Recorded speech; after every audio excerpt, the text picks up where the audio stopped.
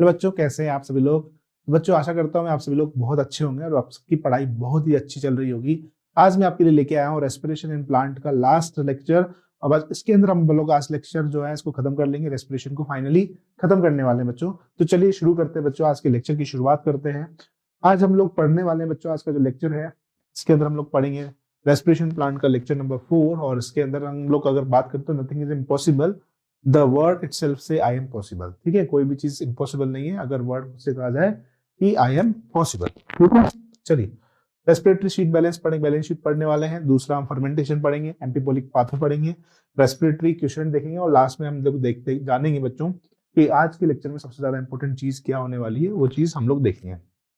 चलिए शुरुआत करते हैं रेस्पिरेटरी बैलेंस शीट के। तो ठीक है, अगर मैं आपसे बात करता हूं बच्चों रेस्पिरेटरी बैलेंस शीट की, एनसीईआरटी क्या कहती है पहले इसको समझ लेते हैं। एनसीईआरटी बैलेंस जो है, एनसीईआरटी कहती है आपकी क्या कह रही है, देखो NCERT, it is possible to make calculation of net gain ATP for every glucose molecule. ठीक है, ये जो है पॉसिबल है किस चीज को, ये पॉसिबल करवा रहा है बच्चों आपको किसका, इसको पॉसिबल करवा रहा है the net gain ATP for every glucose को जानना। ये हमारे लिए क्या हो जाएगा, बहुत ही ज्यादा पॉसिबल है। कैसे, molecule oxidise, but in reality this can remain only a theoretical exercise. Reality में ये क्या एक प्रकार की सिर्फ और सिर्फ एक थ्योरेटिकल एक्सरसाइज है जिसको आप सिर्फ और सिर्फ क्या है थ्योरी के बेस पे आइडेंटिफाई कर सकते हो। जैसे कि मैंने आपको बताया आपकी ईटीएस के अंदर बेसिकली तो जनरली ईटीएस में आपके 2.5 एटीपी फ्रॉम 1 NADPH मॉलिक्यूल से बनता है। लेकिन अगर मैं आपसे बात करता हूँ थ्योरी के हिसाब से देखें तो एनसीईआरटी कहती है कि एक NADH मॉलिक्यूल से आपका 3 ATP का फॉर्मेशन होता है। These calculation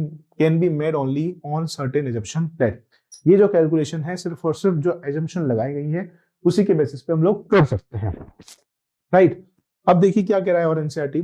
अब देखो मैं आपसे बात करता हूं, अभी मैं इसको पूरा समझाऊंगा अभी सही आपको। There is a sequential orderly pathway functioning, जैसे कि बात करते हैं कुछ ऑर्डरली पाथवे जैसे कि हमने पढ़े हैं, ग्लाइकोलिसिस पढ़ा है, उसके बाद हमने पढ़ा है बच्चों आपका लिंक रिएक्शन पढ़ा है, उसके बाद हमने पढ़ा है आपका क्रेब्स साइकिल पढ़ा है, देन आफ्टर हमने ईटीएस पढ़ा है। Pathway which one is substrate forming the next with the glucose, क्या बोल रहा है, substrate forming the next with glycolysis, then TCA cycle and ETS pathway. अब बोल रहा है द एनएडीएस सिंथेसाइज, जो एनएडीएस सिंथेसाइज हुए हैं ग्लाइकोलाइसिस में वो ट्रांसफर हो रहे हैं into the mitochondria and undergo oxidative phosphorylation. किसके अंदर जा रहे हैं, oxidative phosphorylation. None of intermediate in the pathway are utilized to synthesize any other compound। कोई भी ऐसा इंटरमीडिएट नहीं है जो यूटिलाइज कर रहा हो किसी दूसरे कंपाउंड को। Only glucose is being respired, no other alternative substrate are entering the pathway at any of the intermediary stage। इस चीज को समझते हैं क्या कह रहा है बच्चों ये, देखिए। अच्छा सुनो मेरी बात, अगर मैं आपसे बात करता हूं, देखो जनरली बात करते हैं, अब हम बात ही कर लेते हैं इस पे। चलिए सबसे पहले मैं आपसे बात करता हूं बच्चों रेस्पिरेटरी बैलेंस शीट को लेकर। देखो सबसे पहले बात की जाए, अगर ग्लाइकोलिसिस की बात करते हैं, ग्लाइकोलिसिस की बात करते हैं तो ग्लाइकोलिसिस के अंदर, इसके अंदर ग्लाइकोलिसिस के अंदर अगर मैं आपसे बात करता हूं तो ग्लाइकोलिसिस के अंदर क्या होता है, ग्लाइकोलिसिस के अंदर जनरली वो चीज आपको देखने को मिलती है जो कि जैसे की बात करते हैं वहां पर यूटिलाइजेशन होता है। क्या होगा वहां पर, यूटिलाइजेशन होगा कितने एटीपी का, यूटिलाइजेशन होगा वहां पर 2 ATP का। कितने एटीपी का, 2 ATP का यूटिलाइजेशन होता है। 2 ATP का क्या होगा टोटल यूटिलाइजेशन होगा किसके अंदर, ग्लाइकोलिसिस के अंदर। कितने ATP का, 2 ATP का यूटिलाइजेशन होता है।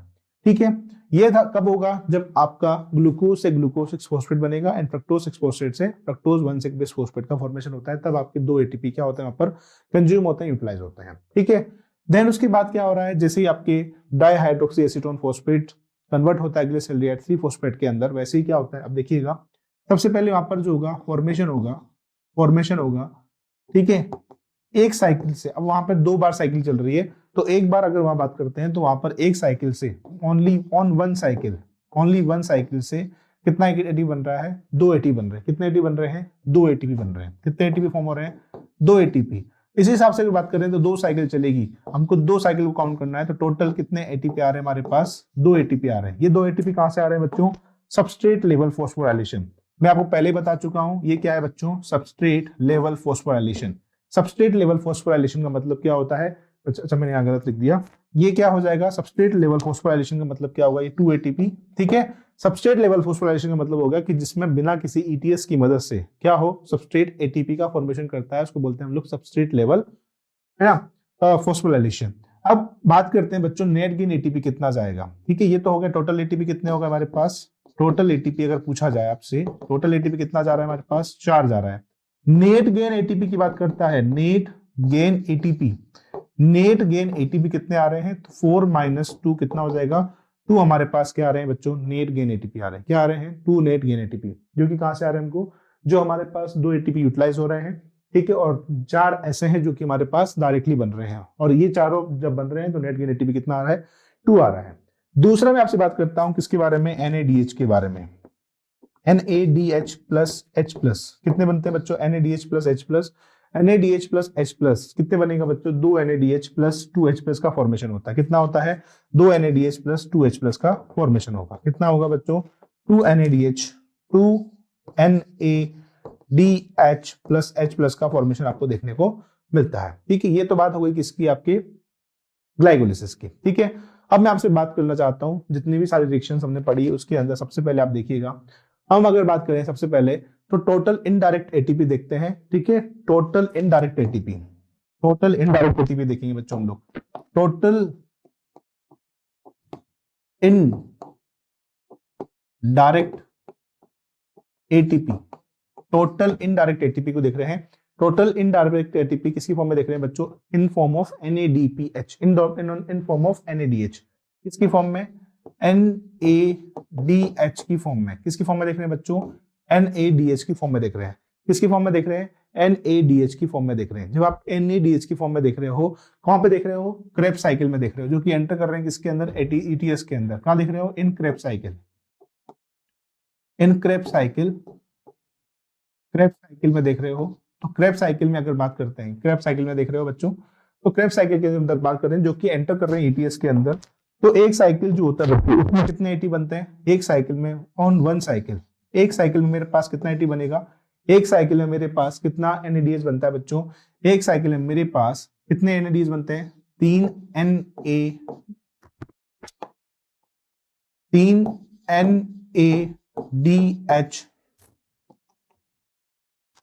3 NADH प्लस H प्लस का फॉर्मेशन होता है।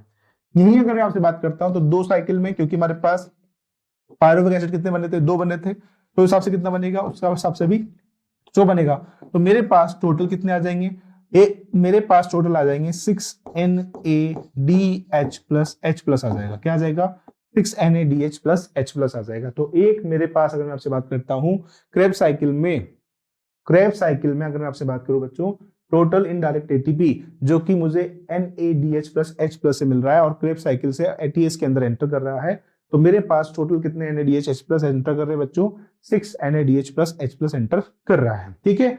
अब 6 NADH प्लस H प्लस को 6 NADH प्लस H प्लस की बात करता हूं, तो ETS के अंदर क्या होता है बच्चों, ETS के अंदर मेरे पास क्या देखने मिलेगा, अगर मैं आपसे बात करता हूं ETS के अंदर, तो ETS में अकॉर्डिंग टू NCERT, ETS के अंदर अकॉर्डिंग टू NCERT कितने, एक NADH, एक NADH प्लस H प्लस कितने एटी बनाता है, 3 ATP का फॉर्मेशन करता है, तो मेरे पास टोटल कितने हैं, 6 NADH प्लस H प्लस है, तो मेरे पास क्या आ जाएगा, 6 इंटू 3 टोटल कितना हो जाएगा, मेरे पास 18 ATP का फॉर्मेशन हो जाएगा, कितना फॉर्मेशन हो जाएगा, 6 इंटू 3 तो कितना हो जाएगा, 18 ATP का फॉर्मेशन हो जाएगा। तो अगर मैं आपसे बात करता हूं बच्चों इसके बारे में, तो टोटल इनडायरेक्ट एटीपी जो मेरे को मिलते हैं NADH प्लस H प्लस से, किसके अंदर, एक साइकिल के अंदर वो कितना मिलेगा, 3 ATP का फॉर्मेशन होगा, कितने ATP का फॉर्मेशन होगा, 3 ATP का फॉर्मेशन होता है एक साइकिल से, एक साइकिल से कितने ATP का फॉर्मेशन होता है, एक साइकिल से मेरे पास 3 ATP का 18 ATP का फॉर्मेशन होता है, ठीक है। तो ये है बच्चों आपका NADH प्लस H प्लस, ठीक है। क्या आपको ये बात क्लियर हो गई, मैंने फिर से समझो इस चीज को, मैंने आपको क्या बोला, मैंने आपको बोला total indirect ATP in NADH plus H plus in Krebs cycle, तो एक साइकिल से मेरे पास कितने NADH बनते हैं, 3 NADH प्लस H प्लस का फॉर्मेशन होता है, तो 2 साइकिल से कितने बनेंगे, मेरे पास 6 बनेंगे, कितने बनेंगे, 6 बनेंगे, ठीक है, 2 बार साइकिल रन करने पर, तो एक NADH मेरे पास ETS साइकिल के अंदर क्या बना रहा है, ये ETS के अंदर, ETS के अंदर मेरे पास एक NADH plus H plus 3 ATP बनाता है, तो मेरे पास 6 कितने बनाएंगे आपके 6 इंटू 3 कर दूंगा, तो मेरे पास कितने ATP आ जाएंगे बच्चों 18 ATP आ जाएंगे। ठीक है, यहां तक क्लियर, आपको कोई दिक्कत नहीं है। इसके बाद मैं आपसे बात करता हूं बच्चों, सेम चीज किसको लेकर, आपके सेम चीज अगर मैं आपसे बात करता हूं टोटल इनडायरेक्ट ATP किसकी फॉर्म में, FADH2 की फॉर्म में, किसकी फॉर्म में, FADH2 की फॉर्म में। FADH2 की अगर बात करते हैं तो मेरे पास कितने FADH2 है, 2 FADH2 है। कितने FADH2 है, 2 FADH2 है, और उससे टोटल कितने ATP बनते हैं बच्चों ETS के अंदर, तो उससे सर बताइए मुझे कितने ATP बनेंगे, 2 ATP बनेंगे। तो मेरे पास अगर बात करता हूं मैं आपसे, आपके पास FADH2 से कितना ATP आ रहा है, मेरे पास टोटल 4 ATP आ रहा है। कितना ATP आ रहा है, 4 ATP फॉर्मेशन हो रहा है। कितना ATP फॉर्म हो रहा है बच्चों, 4 ATP का फॉर्मेशन हो रहा है। क्या आपको यहां तक की मैथ समझ में आ गई है कि क्या चल रहा है, तो अब समझ में आया कि नहीं आया है? ठीक है, तो अगर मैं आपसे बात करता हूं बच्चों क्रेब्स साइकिल और ETS में, ठीक है, क्रेब्स साइकिल से जो क्रेब्स साइकिल होती है, क्रेब्स साइकिल से ETS में, क्रेब्स साइकिल से ETS में जाने वाले कंपाउंड कितने हैं मेरे पास टोटल, अगर मैं आपसे बात करता हूं तो टोटल कितना है, अगर देखो इधर देखो कितना है बच्चों, कितना है 6 NADH plus H plus 6 NADH plus H plus, ठीक है, और क्या है बच्चों 2 FADH2 है। ठीक है, इस हिसाब से अगर मैं इसको 3 से मल्टीप्लाई करूं और इस हिसाब से इसको मैं 2 से मल्टीप्लाई करूं तो 18 ATP फॉर्म हो रहे हैं, 18 ATP फॉर्म हो रहे हैं, और यहाँ कितने हो रहे हैं 4 ATP का फॉर्मेशन हो रहा है। टोटल कितने ATP आ गए मेरे पास, 22 ATP मेरे को कहां से मिलते हैं बच्चों, 22 ATP मेरे को कहां से मिलते हैं बच्चों, आपके 22 ATP आपको कहां से दिखाई दे रहे हैं बच्चों, 22 ATP आपको क्रेब्स साइकिल और ETS से देखने को मिलता है। क्या यहाँ तक का फंडा क्लियर आपको, क्या यहाँ तक का सारा फंडा आपको क्लियर है? अगर क्लियर है तो आगे चले, समझ लो एक बार आप लोग, फिर आगे बात करते हैं। क्या आपको यहाँ तक क्लियर? चलिए आगे बात करते हैं। अब मैं आपसे पूछना चाहता हूं सबस्ट्रेट लेवल फॉस्फोराइलेशन से SLP जो मेरे को कहां देखने मिलता है बच्चों, SLP मुझे देखने मिलेगा कहां पर, आपके क्रेब्स साइकिल के अंदर। क्रेब्स साइकिल के अंदर जो SLP चल रहा है, क्रेब्स साइकिल के अंदर जो SLP चल रहा है, इस क्रेब्स साइकिल की SLP में मेरे पास एक साइकिल से एक ATP का फॉर्मेशन होता है। तो 2 से कितने होंगे, 2 से 2 होंगे सर, 2 ATP का फॉर्मेशन होंगे। कितने होंगे, 2 ATP का। तो 22 प्लस 2 कितना हो गया बच्चों, 24 हो गया। कितना हो गया, 24 हो गया। इसी हिसाब से अगर मैं आपसे बात करता हूं, इससे पहले मैंने आपको बताया कि यहाँ पर कितने मेरे पास नेट गेन ATP कितने आ रहे हैं, 2 आ रहे हैं। कितने आ रहे हैं मेरे पास नेट गेन ATP, 2 आ रहे हैं। ठीक है, और मेरे पास NADH प्लस H प्लस कितना आ रहा है, 2 आ रहा है, राइट। मेरे पास NADH प्लस H प्लस कितना आ रहा है, 2 आ रहा है। तो अगर बात करते हैं तो 2 ATP मेरे पास कैसे आ गए, डायरेक्टली आ गए, और 2 NADH आ रहे हैं तो मेरे पास कितना आ गया, 4 आ गया। 4 ATP यहां से मिल रहे हैं। कितने ATP मिल रहे हैं, 4। तो टोटल कितने हो गए, 6 ATP। 6 ATP मुझे कहां से मिल रहे हैं बच्चों, 6 ATP मुझे मिल रहे हैं। 6 ATP मुझे डायरेक्टली मिल रहे हैं कहां से, ग्लाइकोलिसिस से। कहां से मिल रहे हैं बच्चों, ग्लाइकोलिसिस से। टोटल कितने हो गए, 30 ATP हो गए। कितने हो गए, 30 ATP। अब मेरे पास ये बताओ NADH और कहां बच रहा है, NADH और कहां बच रहा है, मुझे बताओ NADH कहां बचेगा। 30 ATP तो ये तुमने जुगाड़ लगा लिया। अब NADH कहां बचेगा मुझे बताओ, 2 ही होते हैं ना, 2 NADH plus H plus. Okay sorry एक गड़बड़ी हो गई है। गड़बड़ी ये हुई है कि मेरे को इससे 3 से मल्टीप्लाई करना है, जो मैंने गलती से FADH2 वाला मल्टीप्लाई कर दिया। 3 से करूंगा तो मेरे पास कितने आ जाएंगे बच्चों, 6 आ जाएंगे। कितने आ जाएंगे, 6 आ जाएंगे। तो 6 2 8 हो गए, 6 2 8 हो गए, राइट। 6 2 8 हो गए, सही बात है। 6 2 8, 6 ATP सॉरी 8 ATP, 8 यहाँ हो गए। इसको साइड से लिख देता हूँ, ये 8 ATP हो रहे हैं मेरे पास, 8 ATP हो रहे हैं, ये 8 ATP। टोटल कितने हो गए मेरे पास, 32 ATP हो गए। कितने हो गए बच्चों, टोटल मेरे पास 32 ATP हो गए। यही हो गए ना, 25 26 27 28, हाँ 32 ATP हो गए। कितने हो गए बच्चों मेरे पास, 32 ATP हो गए। अब लिंक रिएक्शन चल रही है, तो लिंक रिएक्शन की बात कर लेते हैं। वो ग्लाइकोलिसिस से आ गया। लिंक रिएक्शन में भी क्या होता है मेरे पास, लिंक रिएक्शन की बात करते हैं तो लिंक रिएक्शन में भी क्या होता है, NADH का फॉर्मेशन होता है। तो कितने NADH फॉर्म होते हैं, 2 NADH यहाँ फॉर्म होंगे। कितने NADH फॉर्म होंगे, 2 NADH plus H plus form होंगे तो मेरे पास कितने आ जाएंगे, यहाँ से भी 6 ATP का फॉर्मेशन होगा। कितने हुए? 6 ATP का फॉर्मेशन होगा। तो टोटल कितने हो गए? 32/6 टोटल कंप्लीट ATP। मेरे पास अगर मैं आपसे बात करता हूँ तो एक बार जब आपकी साइकिल रन करती है, इसको मैं और क्लियरली आपके सामने लिखता हूँ, तब आपको क्लियर होगा कि सर आपने सब मिक्स कर दिया है। तो नहीं, हमको मिक्स नहीं करना है। मैं आपको फिर बता देता हूँ। देखिए, अगर देखो यहाँ पे समझना बच्चों, अब मैं आपको क्लियरली बता देता हूँ। Total NATH plus H plus, ठीक है, जो काम से मिल रहा है from Krebs cycle and form and enter into ETS and enter into ETS, वो कितना है बच्चों? अगर बात करते हैं तो मेरे पास टोटल कितने हो जा रहे हैं बताओ? 3 NADH प्लस H एक बार मिलते हैं तो टोटल मेरे पास कितने मिलेंगे? 6 NADH प्लस H प्लस मिलते हैं मुझे कहां से? आपके Krebs साइकिल से। एक NADH plus H plus 3 ATP का फॉर्मेशन करता है, तो 6 कितने करेंगे? 18 ATP का फॉर्मेशन करते हैं। कितने का करते हैं? 18 ATP का फॉर्मेशन करते हैं। क्या आपको ये चीज क्लियर? यस सर, बिल्कुल क्लियर। ये बात अभी समझ में आ गई है। क्लियर? दूसरा सेम अगर मैं इसको लेकर बात करता हूं टोटल FADH2 को, टोटल FADH2 की बात करते हैं, बाकी सब सेम रहेगा। तो मेरे पास अगर मैं आपको बोलूं कितना आ रहा है, कितना आ रहा है, तो मेरे पास टोटल FADH2 कितने बन रहे हैं? 2 FADH2 बन रहे हैं। कितने बन रहे हैं? 2 FADH2 बन रहे हैं। एक FADH2 जो होता है बच्चों आपका कितने ATP बनाता है? 2 ATP बनाता है। कितने ATP बनाएगा? 2 ATP बनाएगा। तो 2 कितने बनाएंगे आपके? 2 आपके 4 ATP बनाएगा। कितने ATP बनाते हैं? 4 ATP बनाते हैं। तो इस हिसाब से इन दोनों को अगर काउंट करता हूं मैं, तो इन दोनों की काउंटिंग पर मेरे पास टोटल ATP कितने मिलते हैं मुझे? 18 और 4। इन दोनों की काउंटिंग पर 18 प्लस 4 कितना हो जाएगा मेरे पास? 22 ATP हो जाएगा। कितना हो जाएगा? 22 ATP हो जाएगा, राइट। इसके बाद देखो, इसके बाद Krebs साइकिल की जो Krebs साइकिल है उसमें SLP हो रही है। उसमें SLP से कितने ATP फॉर्म हो रहे हैं?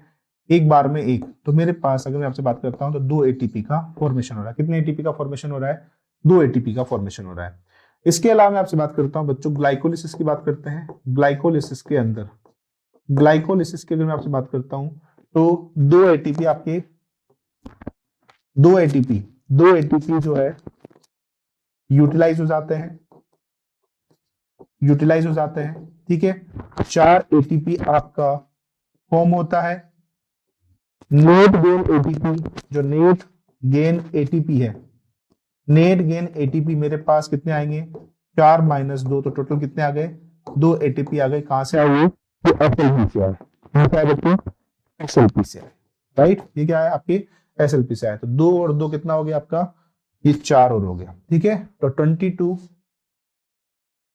22 में 2 और जोड़ दो, 2 और जोड़ दो, राइट। इस 22 के अंदर कितने जोड़ दिए? 2 और 2 कितने हो गए? टोटल यहाँ पर 26 हो गए, ठीक है। कितने हो गए? 26 ATP हो गए ओवरऑल। ये 26 ATP यहाँ पर हो जाते हैं। कितने ATP हो जाते हैं? 26 ATP हो जाते हैं, राइट। क्या यहाँ तक आपको समझ में आ गया? हमने भी यही किया था। यस, यही किया था सर, ठीक है। कितने ATP हो गए थे आपके? 26 ATP। अब देखो, और मैं आपको बता देता हूँ। अब एक चीज और देखो बच्चों, इसके अंदर और क्या हो रहा है? बच्चों देखो, देखना, 26 ATP हो गए, 26 ATP हो चुके हैं। अब देखिएगा NADH ग्लाइकोलिसिस के दौरान, एक सेकेंड रुक जाओ, 26 ATP यहां कर देता हूं। 26 ATP यहां कर दिए मैंने। कितने ATP कर दिए? 26 ATP कर दिया। ये 26 ATP जो किए हैं, इस 26 ATP की बात बताता हूं आपको। 26 ATP के लिए मुझे क्या करना पड़ेगा? ग्लाइकोलिसिस रन कर रही है, बच्चों, इसके अंदर 3 NADH, सॉरी दो NADH प्लस H प्लस का फॉर्मेशन हो रहा है। किसने कितने का? 2H प्लस का फॉर्मेशन हो रहा है। ठीक है, तो मेरे पास अगर मैं आपसे बताऊं तो मैंने आपको कितने बताए थे, यहाँ पर कितने बताए थे बच्चों, बताइए मुझे। मैंने आपको कितने बताए थे? 2 NADH प्लस H प्लस से मेरे को टोटल कितने एटीपी मिल रहे हैं बच्चों? 6 एटीपी मिल रहे हैं। ठीक है, तो वही सेम चीज, तो टोटल कितने मिलेंगे मुझे? 6 एटीपी और मिल जाएंगे। कितने हो जाएंगे मेरे पास टोटल? 30, मतलब कितने हो जाएंगे? 20 और 6 कितने हो जाएंगे बच्चों? 32 एटीपी हो जाएंगे। कितने हो जाएंगे? 32 एटीपी हो जाएंगे। अब लिंक रिएक्शन से मेरे पास क्या होगा? 2 NADH प्लस H प्लस का फॉर्मेशन होगा, जिसके पास मेरे पास कितने एटीपी आएंगे? 6 एटीपी फॉर्म होंगे। तो टोटल मेरे पास 38 एटीपी का फॉर्मेशन होता है। कहां से? आपके एरोबिक रेस्पिरेशन से। क्या आपको ये चीज समझ में आ गई? तो ये है बच्चों आपका रेस्पिरेटरी बैलेंस शीट। क्या हो जाएगा? ये रेस्पिरेटरी बैलेंस शीट हो जाएगा। अब समझ लो इसको, देख लो, आपको समझ में आ जाएगी सारी चीजें। मैं इसको ऊपर कर देता हूँ, ये लो, ये लो, ठीक है, ये लो, हाँ। But this kind of assumption are not really valid. ये इस टाइप की जो अजम्पशन है ये वैलिड नहीं है, are not really valid in living system. All pathway work simultaneously, सारे के सारे पाथवे जो होते हैं वो साइमल्टेनियसली वर्क करते हैं। डू नॉट टेक प्लेस, ये जो होते हैं do not take place on after another substrate enter the pathway and are withdrawn from it and when the necessary ATP is utilized as, जो एटीपी जो होता है उसको यूटिलाइज किया जाता है as and when needed. Enzymatic rates are controlled by multiple means, yet it is useful to do this exercise. Appreciate the beautiful and efficiency of the living system in the extraction and storing energy. There can be कितने ATP मिल रहे हैं? There can be a net gain ATP कितना आ रहा है बच्चों? 38 ATP molecules आ रहा है during aerobic respiration from one glucose molecule। कितने? एक ग्लूकोज के मॉलिक्यूल से मेरे पास कितने एटीपी बनते हैं बच्चों? 38 एटीपी का फॉर्मेशन होता है, right. Synthesis a large number of ATP molecules needed from the cellular metabolism। ठीक है, अब हम लोग बात करते हैं बच्चों किसकी? फर्मेंटेशन की बात कर लेते हैं। फर्मेंटेशन के अंदर क्या होता है, फर्मेंटेशन को समझ लेते हैं। ठीक है, तो फर्मेंटेशन को देखते हैं। चलिए, फर्मेंटेशन की अगर मैं आपसे बात करता हूं तो जो आपका एनारोबिक रेस्पिरेशन होता है, जो आपका एनारोबिक रेस्पिरेशन है बच्चों, इसके अंदर चलता है आपका क्या? फर्मेंटेशन। क्या चलेगा? फर्मेंटेशन रन करता है। फर्मेंटेशन की अगर मैं आपसे बात करता हूं तो फर्मेंटेशन आपके 3 तरीके से चलते हैं। फर्मेंटेशन की अगर मैं आपसे बात करता हूं तो देखिए, फर्मेंटेशन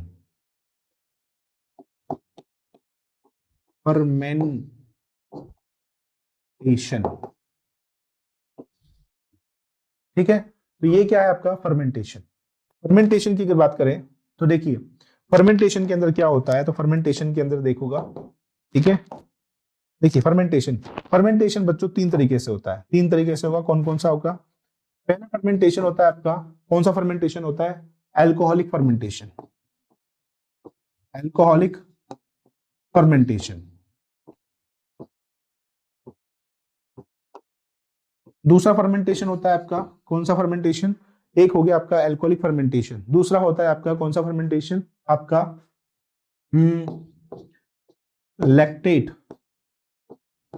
लैक्टेट फर्मेंटेशन। कौन सा होगा बच्चों? लैक्टेट फर्मेंटेशन होता है। कौन सा होता है? अल्कोहलिक फर्मेंटेशन होता है, और दूसरा कौन सा होगा आपका? लैक्टेट फर्मेंटेशन होता है। तो सबसे पहले देख लेते हैं हम लोग अल्कोहलिक फर्मेंटेशन को। अल्कोहलिक फर्मेंटेशन के अंदर क्या देखने को मिलता है? तो अल्कोहलिक फर्मेंटेशन की अगर मैं आपसे बात करता हूं, अल्कोहलिक फर्मेंटेशन के अंदर जो पायरुविक एसिड है, हमने सबसे पहले देखा था कि आपका ग्लाइकोलिसिस रन कर रहा है। ग्लाइकोलिसिस क्या हो रहा है बच्चों? रन कर रहा है। ग्लाइकोलिसिस के रन करने से, ग्लाइकोलिसिस आपको पता है कि एनारोबिक रेस्पिरेशन के अंदर भी रन करता है। ग्लाइकोलिसिस के रन करने से बच्चों क्या बनता है? आपका पायरुविक एसिड बनता है। अब पायरुविक एसिड जो बना है बच्चों, ये क्या करेगा? आगे फर्दर प्रोसीड करेगा किसके अंदर? एनारोबिक रेस्पिरेशन के अंदर।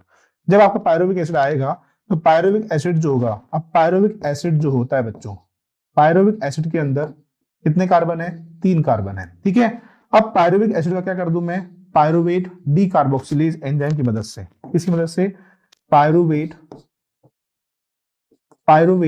डी कार्बोक्सिलेज एंजाइम की मदद से पायरुवेट के अंदर, पायरुवेट जो होता है बच्चों, ये कन्वर्ट हो जाता है किसके अंदर? एसिड एल्डिहाइड के अंदर, प्लस CO2 मॉलिक्यूल को रिलीज कर देता है, जिसके वजह से यहां पर कितने कार्बन रह जाते हैं बच्चों? 2 कार्बन रह जाते हैं। कितने कार्बन रह जाएंगे? दो कार्बन रह जाएंगे किसके अंदर, एक मॉलिक्यूल के अंदर। ये अगर ये तो हो गई एक मॉलिक्यूल की बात। अगर दो मॉलिक्यूल की बात करता है तो कितना हो जाएगा, दो मॉलिक्यूल के हिसाब से मेरे पास 4 कार्बन होंगे, और यहाँ पर दो मॉलिक्यूल में मेरे पास यहाँ पर कितने होंगे, 6 कार्बन होंगे। कितने होंगे, 6 कार्बन होंगे, राइट। और दो मॉलिक्यूल में मेरे पास यहाँ पे कितने कार्बन होंगे बच्चों, 4 कार्बन होते हैं। कितने कार्बन होते हैं, 4 कार्बन होते हैं। क्या आपको ये चीज कम समझ में आ गई? तो मेरे पास अगर मैं आपसे बात करता हूं तो पायरुविक एसिड जो है, पायरुविक एसिड है, पायरुवेट डीकार्बोक्सिलेज एंजाइम की प्रेजेंस में एसिड एल्डिहाइड में कन्वर्ट हो रहा है, और एसिड एल्डिहाइड के साथ साथ इसके साथ क्या निकल रहा है, CO2 रिलीज हो रही है, और CO2 जब रिलीज होती है तो दो मॉलिक्यूल में से 4 कार्बन मेरे पास क्या हो जाते हैं, बच जाते हैं। ठीक है, इसके अलावा मैं आपसे बात करता हूं बच्चों, इसके अलावा मैं आपसे बात करूं बच्चों, तो देखिए इसके अलावा और क्या देखने मिल रहा है आपको, तो इसके अलावा देखिए जो आपका एसिड एल्डिहाइड बना है, एसिड एल्डिहाइड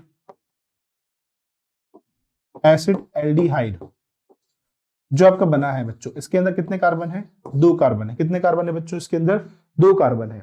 ये क्या करेगा बच्चों, बाइंड अप करेगा किसके साथ, NAD प्लस के साथ। किसके साथ बाइंड अप करेगा, NADH के साथ। किसके साथ, NADH के साथ। और कितने मॉलिक्यूल, NADH के 2 मॉलिक्यूल, 2 मॉलिक्यूल, क्योंकि इसके भी कितने मॉलिक्यूल है, 2 मॉलिक्यूल है। तो टोटल कितने कार्बन हो जाएंगे इसके पास, 4 कार्बन हो जाएंगे। कितने कार्बन हो जाएंगे, 4 कार्बन हो जाएंगे, राइट। तो कितने carbon, 4 carbon, 2 NADH plus 2H plus, क्या बना रहा है, 2 NADH प्लस 2H प्लस, ठीक है। और अल्कोहल डीहाइड्रोजिनेज एंजाइम प्रेजेंस में, किसी प्रेजेंस में बच्चों, अल्कोहल डीहाइड्रोजिनेज एंजाइम प्रेजेंस में, अल्कोहल डीहाइड्रोजिनेज एंजाइम की प्रेजेंस में क्या बनाता है बच्चों, ये इथेनॉल का फॉर्मेशन करता है। किसका फॉर्मेशन करेगा, इथेनॉल का फॉर्मेशन करता है। किसका फॉर्मेशन करता है बच्चों, इथेनॉल का फॉर्मेशन करेगा, प्लस किसका फॉर्मेशन करता है बच्चों, NAD प्लस का फॉर्मेशन करेगा। किसका फॉर्मेशन करता है, NAD प्लस का फॉर्मेशन करता है। क्या आपको ये चीज समझ आ गई? तो यहाँ पर मेरे पास कितने कितने मॉलिक्यूल, यदि 2 मॉलिक्यूल डाल रहा हूं तो मेरे पास कितने मॉलिक्यूल बन के आएंगे, इन सबके भी 2-2 मॉलिक्यूल ही बन के आते हैं। ठीक है, तो कितने मॉलिक्यूल, 2 इथेनॉल और 2 आपका NAD प्लस। ठीक है, 4 कार्बन, यहाँ पर भी कितने carbon, total 4 carbon, right. Total कितने कार्बन, 4 कार्बन। देख लो, समझ लो इसको। ठीक है, अब बात आती है बच्चों लैक्टेट डिहाइड्रोजिनेज एंजाइम की।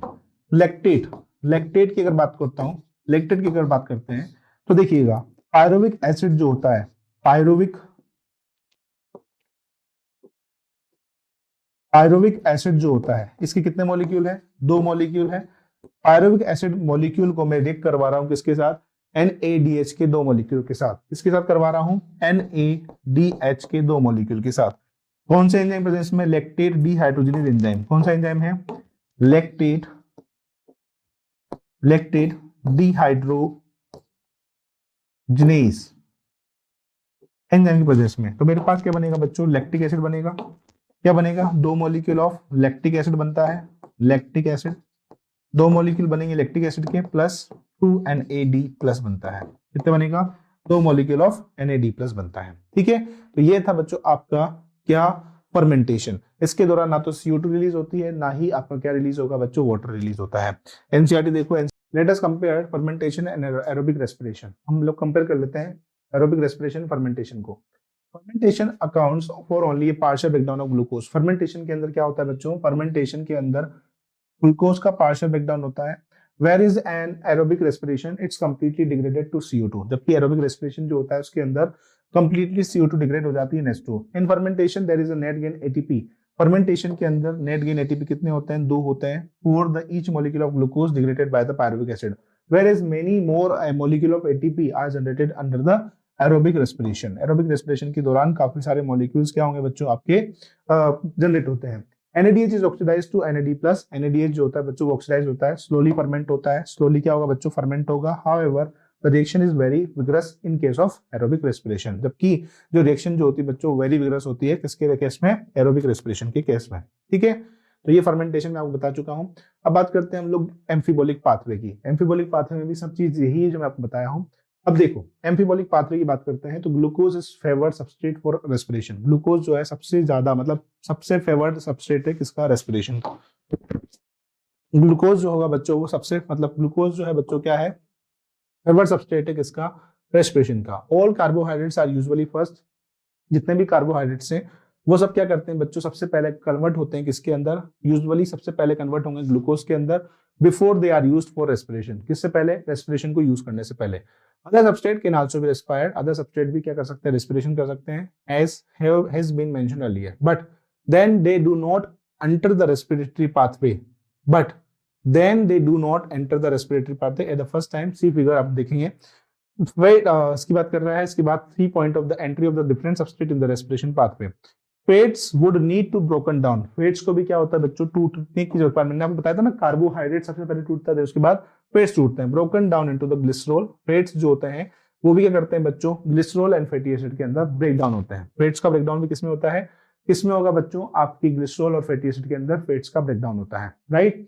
If fatty acids were to be respired, यदि इस फैटी एसिड को क्या कर लिया जाए, रेस्पायर्ड कर लिया जाए, they would first to degrade in acetyl, ठीक है। तो फैटी एसिड जो होते हैं बच्चों सबसे पहले डिग्रेड होते हैं किसके अंदर, एसिटाइल कोएंजाइम ए के अंदर, किसमें एंटर करेगा, acetyl coenzyme and enter the pathway.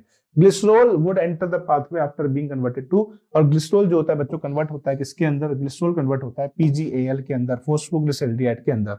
And protein जो होते हैं सबसे पहले किसके अंदर डिग्रेड होते हैं बच्चों, प्रोटीन सबसे पहले डिग्रेड होता है, जो प्रोटीन्स होगा बच्चों वो डिग्रेड होगा सबसे पहले अमीनो एसिड के अंदर, और आफ्टर डीएमिनेशन के बाद इसका जो स्ट्रक्चर होता है वो एंटर कर जाता है पाथवे के अंदर, कौन सी पाथवे, क्रेब्स साइकिल के अंदर, और इवन और एज पायरुवेट और एसिटाइल कोएंजाइम ए, ठीक है।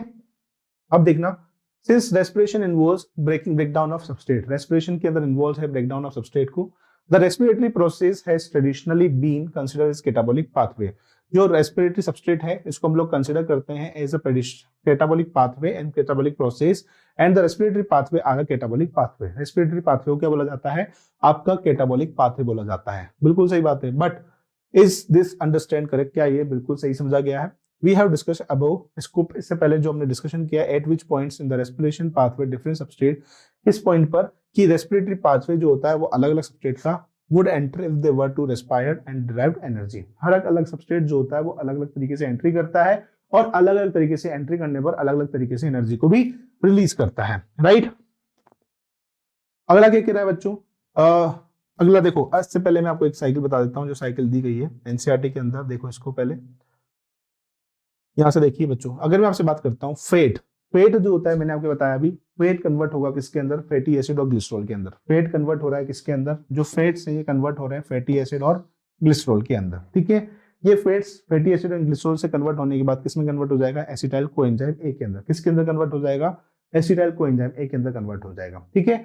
उसके बाद अगर मैं आपसे बात करता हूं तो ग्लिसरॉल जो होता है बच्चों, ये ग्लिसरॉल जो है बच्चों, ये ग्लिसरॉल कन्वर्ट होता है किसके अंदर, DHAP डाईहाइड्रोक्सी एसीटोन फोस्फेट के अंदर। किसके अंदर कन्वर्ट हो रहा है, डाईहाइड्रोक्सी एसीटोन फोस्फेट के अंदर कन्वर्ट होता है, ठीक है। डाईहाइड्रोक्सी एसीटोन फोस्फेट से ग्लिसरॉल्डिहाइड 3 फोस्फेट का फॉर्मेशन होता है। उसकी बात का हमको पता है step, glyceraldehyde 3 phosphate finally convert होगा पायरुविक एसिड में, पायरुविक एसिड कन्वर्ट होता है एसिटाइल कोएंजाइम के अंदर, एसिटाइल कोएंजाइम एंटर कर जाता है कहां पर, आपका किसके अंदर एंटर करेगा बच्चों, इसके अंदर एंटर करता है क्रेब्स साइकिल के अंदर एंटर करता है। तो फैटी एसिड जो है वो डायरेक्टली क्या बनाता है, एसिटाइल कोएंजाइम में बनाता है। ग्लिसरॉल जो होगा वो सबसे पहले DHAP बनाएगा, क्या बनाएगा, DHAP बनाएगा, देन उसके बाद एसिटाइल कोएंजाइम में एंटर करता है। ये तो बात हो गई इसकी। कार्बोहाइड्रेट्स की बात करते हैं तो कार्बोहाइड्रेट्स में सिंपल शुगर, कार्बोहाइड्रेट्स में कौन सी शुगर है, सिंपल शुगर है, ग्लूकोज कन्वर्ट होती है किसके अंदर, ग्लूकोज 6 फोस्फेट, फ्रक्टोज 6 फोस्फेट, इसके बाद क्रेब्स साइकिल के अंदर एंटर कर जाता है। प्रोटीन जो होता है बच्चों, प्रोटीन आपको क्या बनाएगा, अमीनो एसिड बनाएगा, और अमीनो एसिड से डायरेक्टली क्या बनाता है बच्चों, पायरुविक एसिड बनाएगा, क्या बनाएगा, पायरुविक एसिड। अब आपको एक चीज मैं आपको बता देता हूं बच्चों, तीनों जो पाथवे बन रहे हैं, चाहे वो फेट वाला हो, चाहे वो कार्बोहाइड्रेट हो, चाहे वो फिर प्रोटीन हो, तीनों के अंदर आप पाएंगे कि तीनों के अंदर जो सबसे कॉमन स्टेज है जहां पर जाकर तीनों जो होते हैं वो मर्ज हो जा रहे हैं, वो आपका कौन है, एसिटाइल कोएंजाइम ए। मतलब कि आपका फाइनली कुछ भी प्रोडक्ट कोई भी बनाए, आपका फाइनली क्या बनने वाला है, एसिटाइल कोएंजाइम ए बनने वाला है, क्योंकि एसिटाइल कोएंजाइम ए के बिना क्या नहीं हो सकता है, आपका क्रेब्स साइकिल रन नहीं कर सकता है। और ये तीनों पाथवे जो होते हैं वो एट द लास्ट स्टेज पे जाकर या तो पायरुविक एसिड में कन्वर्ट होंगे या फिर एसिटाइल कोएंजाइम ए के अंदर कन्वर्ट होंगे। यही सब एनसीईआरटी की लाइंस भी कहना चाह रही है। अब समझो आप एनसीईआरटी क्या कह रही है, इस चीज को अब आप समझ पाओगे अच्छे से, ठीक है। क्या कह रहा है बच्चों, यहां से देखो, what is the important to recognise is that it is very compound that will be withdrawn from the respiratory pathway for the synthesis of the substrate. Fatty acid जो होते हैं बच्चों, ये ब्रेक होते हैं। फैटी एसिड जो होंगे बच्चों क्या होंगे, फैटी एसिड जो होंगे बच्चों ब्रेक होंगे would be broken down to acetyl coenzyme. किसके अंदर ब्रोक होंगे बच्चों? एसिटाइल कोएंजाइम के अंदर, before entering the respiratory pathway. किसके अंदर? रेस्पिरेटरी पाथवे के अंदर एंट्री करने से पहले। When it is used as a substrate, जहां पर क्या किया जाता है? एज अ सबस्ट्रेट यूज किया जाता है। But when the organisms need to synthesize fatty acid, जब ऑर्गेनिज्म को किसकी रिक्वायरमेंट होती है? Need to synthesize fatty acid, acetyl coenzyme would be withdrawn. एसिटाइल कोएंजाइम क्या कर जाता है? विड्रॉ कर जाता है from the respiratory pathway for it. Hence,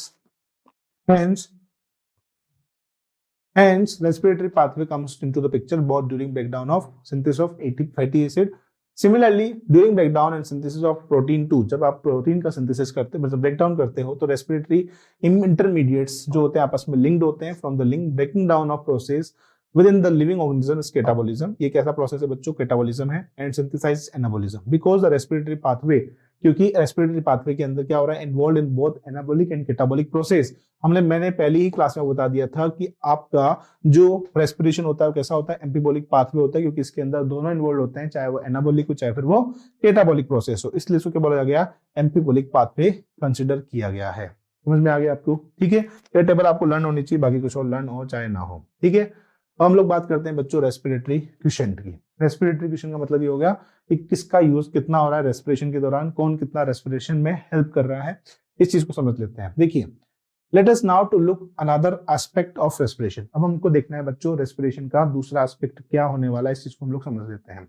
during the aerobic respiration के दौरान oxygen is consumed and CO2 is release. ये बात हमको मालूम है कि रेस्पिरेशन के दौरान क्या होता है? ऑक्सीजन कंज्यूम हो जाती है और CO2 को रिलीज करवाया जाता है। CO2 क्या करवाया जाएगा? रिलीज करवाया जाएगा। ठीक है, तो इसके दौरान आपके रेस्पिरेशन के दौरान ऑक्सीजन क्या हो जाता है? आपका कंज्यूम हो जाएगा, oxygen is consumed and CO2 is released. ठीक है, the ratio of volume of CO2 evolve, जो CO2 का वॉल्यूम है, volume of CO2 evolve and volume of oxygen consumed is in respiration is called the respiratory quotient. अब respiratory quotient क्या होता है? जितना volume of oxygen CO2 evolve हुआ है, कितना अमाउंट में CO2 क्या हुआ है? इवॉल्व हुआ है, और कितना अमाउंट में ऑक्सीजन कंज्यूम्ड हुआ है, इन दोनों के वॉल्यूम को क्या बोला जाता है? रेस्पिरेटरी क्वोशिएंट बोलते हैं। क्या बोलते हैं इसको? RQ बोलते हैं, रेस्पिरेटरी क्वोशिएंट, जिसके अंदर CO2 का इवॉल्व होना, ऑक्सीजन का कंज्यूम होना, ऑक्सीजन का क्या होना? कंज्यूम होना, this is called the respiratory pathway. तो इस हिसाब से जो आपका RQ आ रहा है, volume of CO2 evolve upon volume of oxygen consume. Formula पूछ सकता है बच्चों आपसे कि बताइए इसका फॉर्मूला कितना होगा? तो volume of oxygen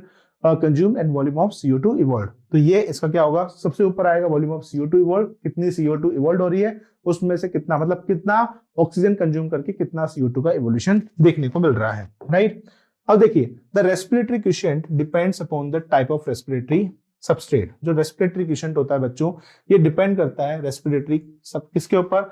respiratory substrate के ऊपर ड्यूरिंग रेस्पिरेशन। व्हेन कार्बोहाइड्रेट्स, जब कार्बोहाइड्रेट को एज अ सबस्ट्रेट यूज किया जाता है, जब कार्बोहाइड्रेट्स को कैसे यूज किया जाएगा? एज अ सबस्ट्रेट यूज किया जाता है, used as a substrate, are completely oxidize, ये पूरा का पूरा क्या हो जाएगा? ऑक्सीडाइज हो जाएगा। इसलिए इसका RQ क्या आएगा बच्चों? 1 आएगा। देखो, अगर मैं आपसे लिखता हूं CO2 upon O2, CO2 upon O2, ये दोनों क्या हो जाएंगे? आपके 1 हो जाएंगे। मतलब कि क्या हो गया? पूरा का पूरा ऑक्सीडाइज हो गया। Because the amount of CO2, क्योंकि यहां पर क्या होता है बच्चों, जो अमाउंट होता है इसका CO2 का एंड O2 का are involve and consumption, involve चाहे वो इन्वॉल्व हो चाहे वो कंजप्शन हो, वो आपको इक्वेशन में दिखाई देगा, मतलब कि वो इक्वल होता है। कैसा होगा? इक्वल होता है। देखिए कैसे बता रहा है, समझते हैं। जैसे C6H12O6 क्या बन रहा है बच्चों? फूड बन रहा है, फूड बन रहा है, क्या बन रहा है? फूड बन रहा है, प्लस 6 CO2 क्या बन रहा है? 6O2। C6H12O6 प्लस 6O2, कितने CO2 बनाए इसने? 6 CO2 के मॉलिक्यूल बनाए। कितने वाटर बनाए बच्चों इसने? 6 वाटर बनाए प्लस एनर्जी बनाई। तो 6 तो CO2 के मॉलिक्यूल है, 6 तो CO2 के मॉलिक्यूल है। ठीक है, ये क्या हो रहा है? इसका इवोल्व हो रहा है 6O2 के कंज्यूम होने पर। तो 6 CO2 upon 6 O2 equals to कितना हो जाएगा? 1.0। कितना हो जाएगा बच्चों? 1.0 हो जाएगा। इसी प्रकार मैं आपसे बात करता हूं, जो फेट्स होते हैं इनका RQ हमेशा लेस देन 1 होता है। कैसा होगा? लेस देन 1 होता है। ठीक है, इस चीज को भी हम लोग कैलकुलेट कर लेते हैं। अब देखिए, ट्राइपाल्मिटिन का RQ कितना है? 2C51H98O6, 251H98O6 प्लस 145 O2, कितना O2 है? 145 O2 है। 102 CO2 है, कितना है? 102 CO2 है। RQ निकालना है तो हमको क्या देखना है? सिर्फ O2 और CO2 देखना है। तो O2 और CO2 देखने के लिए 102 CO2 तो ऊपर आ जाएंगे, 145 O2 कितना आ जाएगा? नीचे आ जाएगा। टोटल ट्राइपाल्मिटिन का जो हो जाएगा कितना हो जाएगा बच्चों मेरे पास 0.7 होता है। व्हेन प्रोटीन्स आर रेस्पिरेटरी, जब प्रोटीन जो होते हैं वो रेस्पिरेटरी सबस्ट्रेट होते हैं, जो प्रोटीन्स होते हैं बच्चों रेस्पिरेटरी सबस्ट्रेट होते हैं, तो रेशियो जो होता है बच्चों कितना आता है 0.9 आता है। कितना आएगा 0.9 आएगा। What is the important to recognise is that, क्या इंपॉर्टेंट है to recognise is that in living organism, इसके अंदर living organism respiratory substrate are often more than one, ठीक है, more than one pure protein and और fats are never used as respiratory substrate. क्या बोल रहा है, व्हाट इज द इम्पोर्टेंट, क्या इंपॉर्टेंट है टू रिकॉग्नाइज करना is that living organism respiratory substrate, क्या आपका जो लिविंग ऑर्गेनिज्म है उसका रेस्पिरेटरी सबस्ट्रेट रिकॉग्नाइज कर पाना इंपॉर्टेंट है।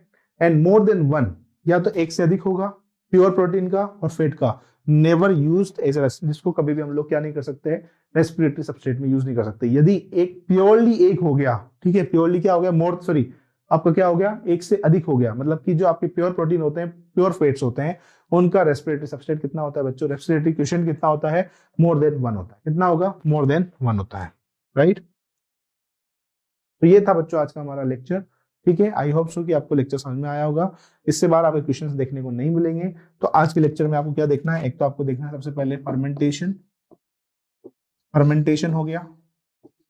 दूसरा आपके सामने क्या हो गया, बैलेंस शीट आपको लर्न करनी पड़ेगी, जो बैलेंस शीट आप लर्न कर लेंगे। एंड आप क्या देखेंगे एम्फीबोलिक पाथवे, जो आपका एम्फीबोलिक पाथवे है, एम्फीबोलिक पाथवे में आपको सिर्फ और सिर्फ क्या देखना है, एम्फीबोलिक पाथवे के अंदर आपको फैट है ना, कार्बोहाइड्रेट्स और प्रोटीन्स को देखना है। और लास्ट कौन आता है बच्चों आपका, लास्ट आता है आपका आरक्यू, जो आरक्यू आपके उसके अंदर दिए हुए हैं 3-4 आरक्यू दिए हुए हैं। कौन कौन सा दिया हुआ है, एक तो कार्बोहाइड्रेट्स का दिया हुआ है जिसका आरक्यू कितना होता है 1 होता है। उसके बाद दिया हुआ है आपके फैट का जिसका आरक्यू हमेशा लेस देन 1 होगा, तो 0.7 दिया हुआ है ट्राइपाल्मिटिन का। और आपका लास्ट में दिया हुआ है किसका, प्रोटीन्स का, तो प्रोटीन का कितना होता है 0.9 होता है। और कुछ अगर प्योर प्रोटीन है प्योर फैट है, यदि इनका आरक्यू मोर देन 1 है तो उसको आप रेस्पिरेटरी क्वेश्चन में कभी भी रेस्पिरेटरी सबस्ट्रेट में कभी भी यूज नहीं कर सकते हो, ठीक है। इसके अलावा मैं आपसे बात करता हूँ बच्चों, तो स्पेशलाइजेशन क्या है, तो हमारे कोर्स की सबसे अच्छी स्पेशलाइजेशन ये है कि हम आपको हर एक लेक्चर की एनोटेशन पीरियड दे रहे हैं, माइनर टेस्ट हम आपको दे रहे हैं। इसके अलावा चैप्टर बाय सीआरई, जैसे चैप्टर खत्म हो गया तो इसका क्या मिलेगा आपको, बंडल मिलेगा, क्वेश्चंस का बंडल। साथ के साथ यहाँ पे क्या देखने मिल रहा है, मेजर टेस्ट देखने मिल रहा है, लेक्चर वाइज असाइनमेंट, हर एक लेक्चर, आज ये लेक्चर खत्म होगा तो लेक्चर 4 का असाइनमेंट आपको मिल जाएगा। एंड पीवाईक्यू वीडियो सोल्यूशन, क्या देखने मिल रहा है बच्चों, पीवाईक्यू वीडियो सोल्यूशन देखने को मिल रहा है, ठीक है। आई होप सो कि आपको ये चीज समझ में आई होगी। थैंक यू सो मच, बने रहिएगा मेरे साथ इसी तरीके से, थैंक यू।